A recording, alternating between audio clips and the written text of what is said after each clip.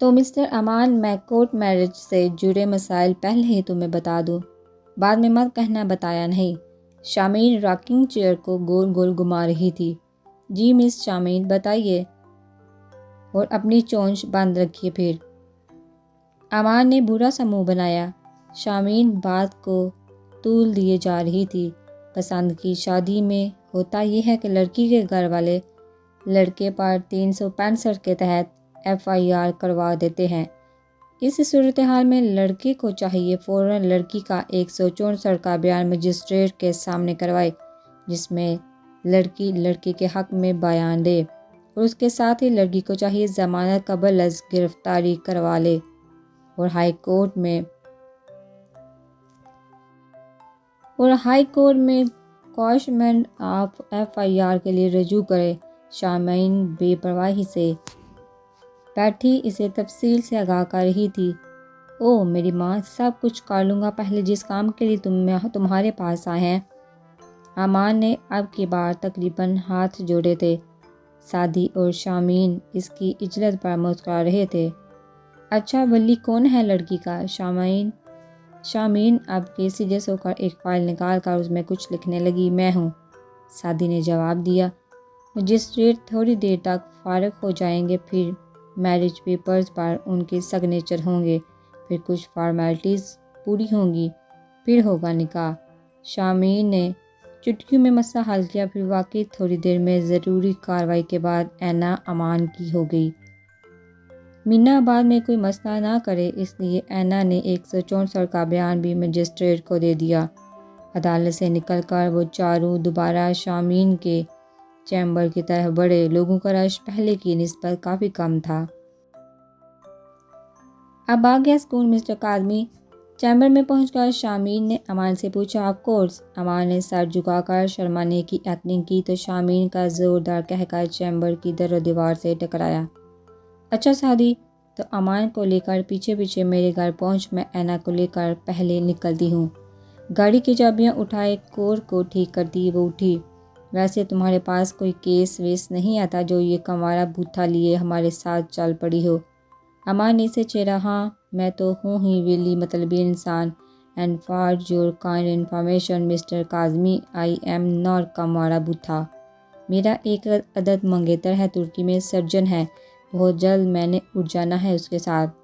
پہلے سخت لہجے اور آخر میں مسکراتے ہوئے ہاتھ کو اونچا کر کے بولی۔ اس کے چہرے پر ایک دم سرخی چھا گئی تھی۔ اچھا ٹماٹر مت بنو اور نکلو، امان نے کہا تو وہ ایک جامپڑ اس کے کندھے پر رسید کرتے اینا کا ہاتھ پکڑے باہر نکل گئی۔ اف میرے نازک مانی کو لگی، سعدی نے بچکارتے ہوئے اسے چھیڑا۔ چل دفعہ ہو، پوری فلم ہے تو۔ امان نے سعدی کو پکڑ کر دروازے کی طرف دھکا دیا۔ چاروں آگے پیچھے باہر نکلے۔ گاڑی کے پاس پہنچ کر شامین نے ایک مسکراتی معنی خیز نظر سعدی پر ڈالی، بدلے میں اس نے بھی مسکرا کر انگوٹھا دکھایا۔ شامین نے اینا کے بیٹھتے ہی گاڑی فل سپیڈ سے سڑک پر ڈال دی۔ سعدی بھی معنی خیزی سے مسکراتا ڈرائیونگ سیٹ پر بیٹھ گیا۔ امان کے بیٹھتے ہی وہ بھی گاڑی زن سے بھگا لے گیا۔ کوٹ پہن کر اس نے گلے میں ٹائی ڈالی، بالوں کو سلیقے سے جلد سے جمائے۔ وہ آئینے کے سامنے کھڑا آفس جانے کے لیے تیار تھا۔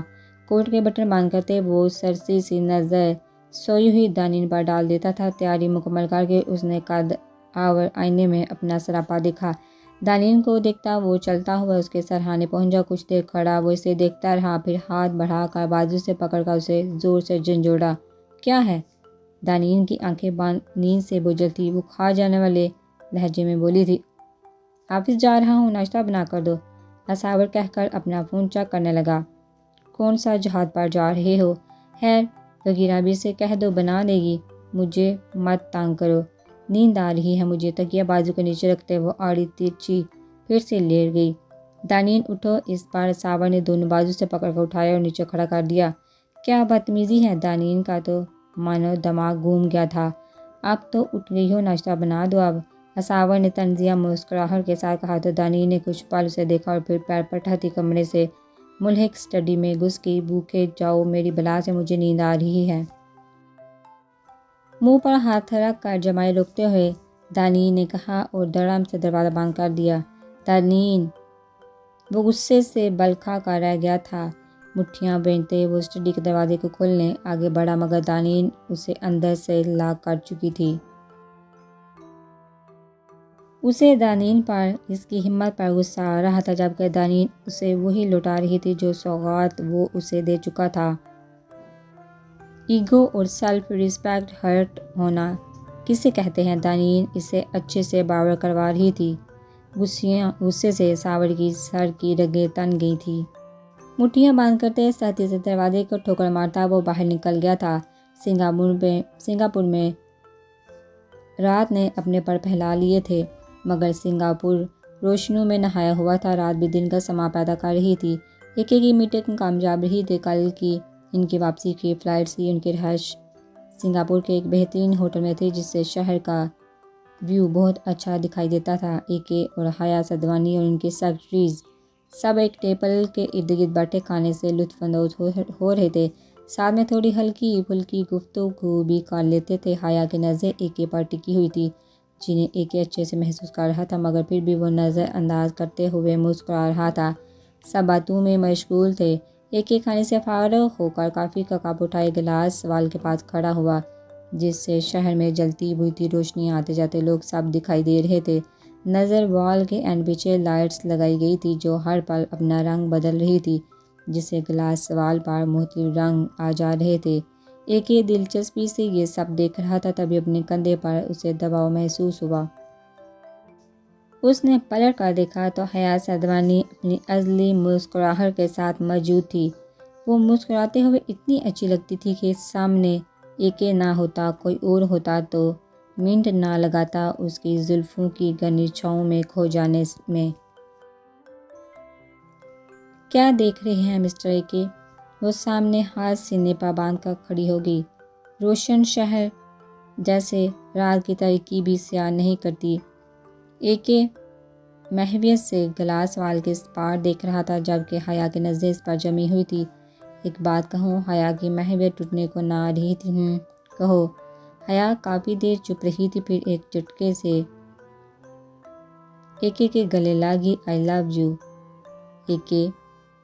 اس طرح اچانک خود سے چمٹ جانے پر اے حیران ہوا تھا۔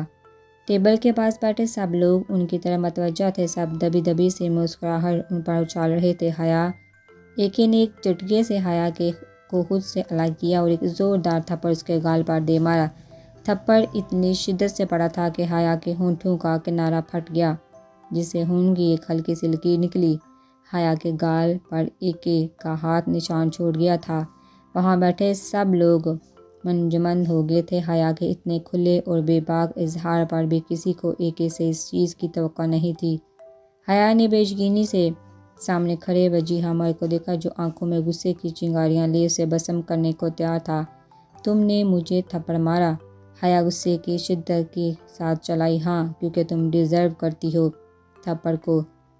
دوسروں کی عزت، ساکھ، سیلف ریسپیکٹ کسی چیز سے کچھ لینا دینا نہیں ہے تمہارا۔ کیسی لڑکی ہو تم؟ حیا سدوانی شیم آن یو۔ اے بہت غصے میں تھا۔ میں نے محبت کی ہے تم سے۔ حیا نے بے بسی سے اس کا ہاتھ تھامنا چاہا۔ اور میں تھوکتا ہوں تم جیسی تمام لڑکیوں کی محبت پر۔ اے نے اپنا ہاتھ جھٹکا۔ اسے خود سے پیچھے دھکیلتا وہ وہاں سے نکل گیا تھا مگر اس کی آواز اس کو ابھی بھی سنائی دے رہی تھی۔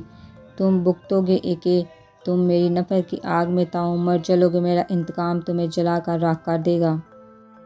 میں تمہیں کہیں کا نہیں چھوڑوں گی۔ مجھے میری محبت کی بھیک کے جواب میں دھتکار ملی ہے، تمہیں بھی برباد کر دوں گی میں۔ وہ چیخ رہی تھی، چلا رہی تھی مگر وہ کان لپیٹے اپنے روم میں چلا گیا۔ اٹھ گئی مہارانی صاحبہ، ہو گئی نیند پوری آپ کی؟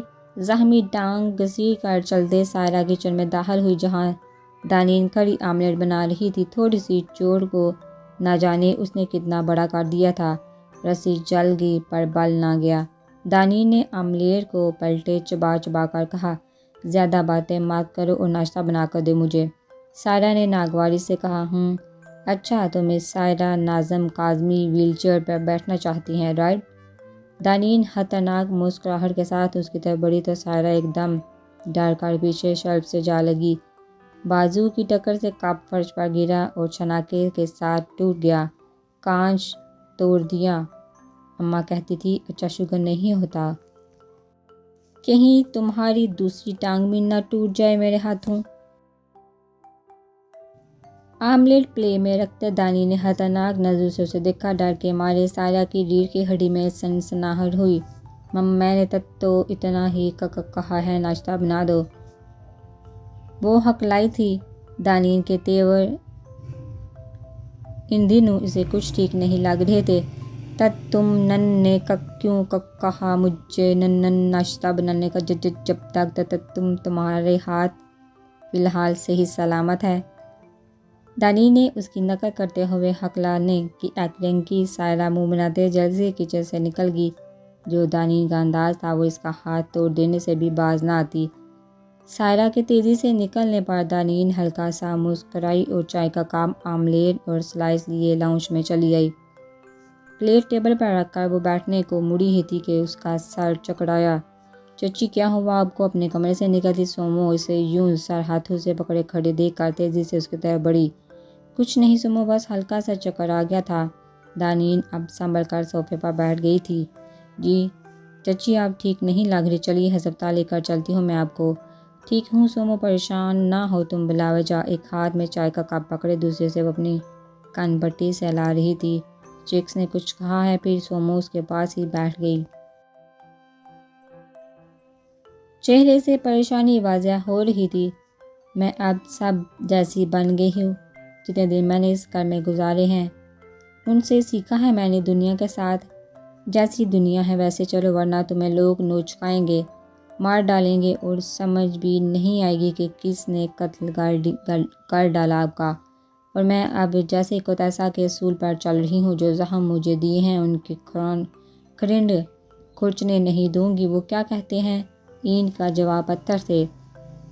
اب اسے اہمیت نہیں دیتی میں، نہ خود پر تشدد کی اجازت دیتی ہوں۔ چائے کا کپ لبوں سے لگا لیا تھا، لہجہ بے انتہا مضبوط تھا۔ چیکس آپ کو کھو رہے ہیں، اپنی سانسوں کو خود سے جدا کر رہے ہیں رفتہ رفتہ، اور دیکھو ان کو پتہ بھی نہیں۔ کسی سے بے انتہا محبت کر کے بے انتہا نفرت کرنا چاہو اور کر نہ پاؤ، اور نہ ہی اس کے لیے دل میں کچھ محسوس کرو، ایسے انسان کی اذیت سمجھتی ہو تم۔ دانین کی انگلیاں چائے کے کپ پر گم رہی تھی جو اب اس کی گود میں تھا۔ جس دن سچ ثابت ہو جائے گا آپ کیا کریں گی؟ چیکس کو معاف کر دیں گی؟ ہاں اس کی بات پر دانین دیر تک ہنستے رہی۔ ہنستے ہوئے آنکھوں میں نمی در آئی تھی۔ سومو نے حیرانی سے اس نیم پاگل لڑکی کو دیکھا تھا۔ خواب بننے کے عمل کو جانتی ہو؟ نہیں، تم کہاں جانو گی سومو، میں جانتی ہوں۔ میں نے خواب دیکھے نہیں تھے، میں نے خوابوں کو سینچا تھا پل پل ہر پل یار۔ میں نے ان ہاتھوں سے خواب بننے تھے، میں جانتی ہوں۔ خواب بنتے میرے ہاتھ زخموں سے چور چور ہوئے تھے، مگر خواب پورے ہونے پر ملنے والی خوشی اور راحت کا خواب مجھے پھر سے خواب بننے پر مجبور کرتا تھا۔ اور دیکھو تمہارے چچا نے میرے خوابوں کی بنی ڈور کو اپنے انتقام کی آگ میں جلا دیا۔ وکالت میرا خواب تھا، وہ خواب جو مجھے تر و تازہ کرتا تھا۔ انگلی کے پور سے اس نے آنکھ کنارے اٹکے آنسو کو صاف کیا اور معافی اصابر کاظمی کے لیے دانیر جمشید علی کے پاس اب دینے کو کچھ نہیں، پچھتانا، محبت، نہ نفرت اور نہ معافی، کچھ بھی نہیں۔ اصابر کاظمی وہ شخص تھا جسے دانیر جمشید علی نے لڑکپن کی دہلیز پر قدم رکھتے ہی دل میں اترتے پایا تھا۔ یقین جانو جیسے وہ دل میں اترا تھا ویسے ہی دل سے اتر گیا ہے۔ اس نے میرے خواب جلا دیے یار، وہ قاتل نکلا میرے خوابوں کا۔ خون اس نے مجھے تڑپا کر کیا ہے، میری سیلف ریسپیکٹ، میری ایگو، میرے دل کو، سب کو بدگمانی کے پاؤں تلے رون ڈالا اس نے۔ ایک عورت محبت بعد میں کرتی ہے، بعد میں چاہتی ہے، پہلے عزت چاہتی ہے، نہ ملے تو سمجھوتا نہیں کر سکتی۔ ایک عورت عزت نفس پر کمپرومائز نہیں کرتی۔ چلو یہی صحیح، میرے خواب میرے بھائی کی زندگی کا صدقہ ہوئے۔ گالوں پر آنسوں کی قطار بہہ نکلی تھی جن کو صاف ہاتھ کی پشت سے اس نے بے دردی سے رگڑ ڈالا تھا، اور نم آنکھوں سے مسکرا دی۔ نم آنکھوں سے مسکرانا تکلیف کا کون سا درجہ ہے، کوئی اس سے پوچھتا۔ سومو بس دیکھے گی اس لڑکی کو، وہ کمال کی لڑکی تھی، نم آنکھوں سے بھی مسکرا دیتی تھی۔ ایسی ہی مسکراہٹ جو دل چیر کر رکھ دے، پھر اصاور کیوں نہیں پگھلتا تھا۔ منہ پر ہاتھ رکھ کر دانین تیزی سے کمرے کی طرف بھاگی۔ سومو بھی اس کے پیچھے ہی کمرے میں داخل ہوئی۔ واش روم سے دانین کی الٹیاں کرنے کی آوازیں وہ سن سکتی تھی۔ دانین ٹھیک ہے اب؟ وہ دروازہ پریشانی سے کھٹکھٹا رہی تھی۔ تھوڑی دیر میں دروازہ کھلا، دانین تولیے سے منہ پونچھتے باہر نکلی۔ اس کا چہرہ ایک دم سے زرد پڑ گیا تھا۔ دانین کیا ہوا آپ کو؟ سومو پریشانی سے اس کا چہرہ ہاتھوں کے پیالے میں لیے ہوئے بولی، کچھ نہیں، بس وامٹنگ ہو گئی تھی، شاید کچھ غلط کھا لیا ہے، تم جانتی ہو میں کھانے کی بہت شوقین ہوں۔ دانین نے مسکرانا چاہا مگر نقاہت کی وجہ سے وہ مسکرا بھی نہ پائی تھی۔ سومو کا سہارا لیتی وہ بیڈ پر بیٹھ گئی۔ چلیے میں آپ کو ہاسپٹل لے کر چلتی ہوں۔ سومو نے اس کی لاکھ نہ کرنے پر بھی بازو سے پکڑ کر زبردستی باہر لایا۔ سومو کا سہارا لیتی وہ چل رہی تھی، ورنہ چکراتے سر کے ساتھ کہیں گر جاتی۔ کیا ہوا؟ خیریت ہے دانی بیٹا؟ کچن کے کانچ کے ٹکڑے صاف کرتی فقیرہ بی نے سومو کے سہارے چلتی دانین کو دیکھا تو ایک دم پریشان ہوئی۔ ان کی طبیعت ٹھیک نہیں ہے، ان کو ہسپتال لے کے جا رہی ہوں۔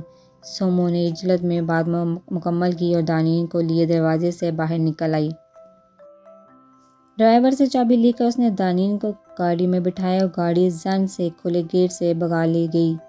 یار یہ کس روڈ پر لے کر جا رہا ہے؟ شامین کی گاڑی کو فالو کر۔ صد کے یو ٹرن لے لینے پر امان آگ بگولا ہو گیا تھا۔